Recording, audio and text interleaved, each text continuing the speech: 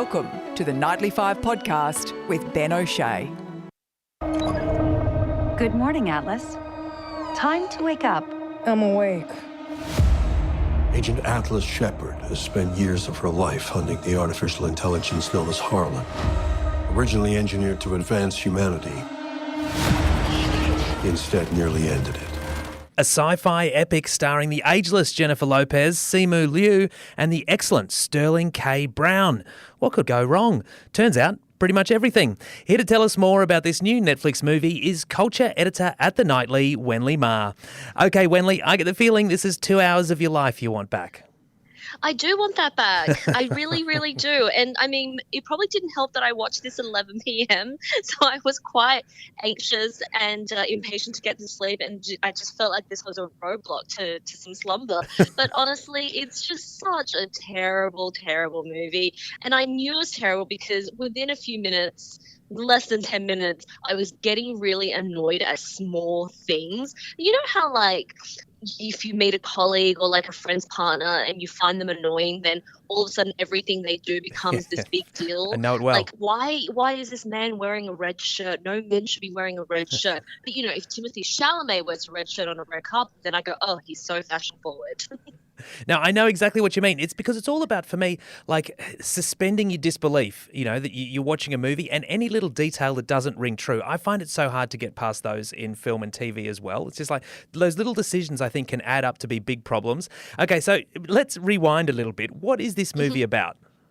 So this is Jennifer Lopez playing a woman who, when she was a child, her mother was this very genius AI scientist.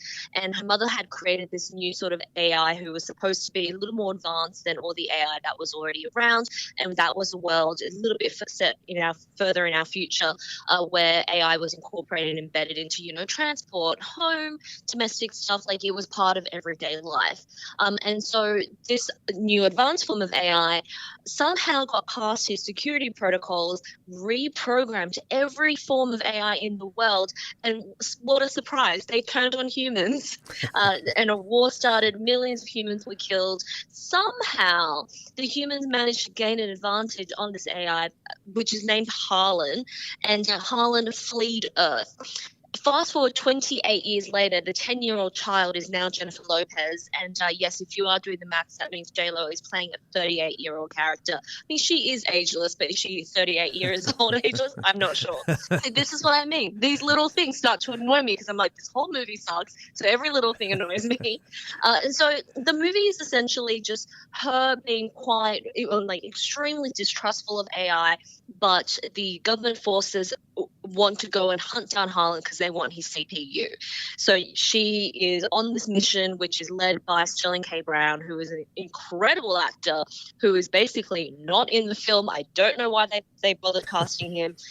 And J-Lo her character has to kind of become trustful of this AI system named Smith, because Smith runs this mechanical suit that is necessary for her survival on this hostile planet and against Harlan. I mean, it's a pretty simple story. Like, it's not doing anything new. It's entirely reliant on existing tropes. You know, she has to learn to trust. She has to learn to survive. She just basically does a lot of grunting, sweating, crying, and lots of like, I will get through this. And that's the movie. Oh, wow. It's not a spoiler because I think as soon as you start, or even before you start the movie, you know what the movie is. Yeah, it does sound like that indeed. And it comes from the director of the wonderful, wonderful film Cats and Dogs, The Revenge of Kitty Galore. So maybe it's not such a huge surprise. Brad Payton also did San Andreas and Rampage. So he's got a vibe. He has a vibe.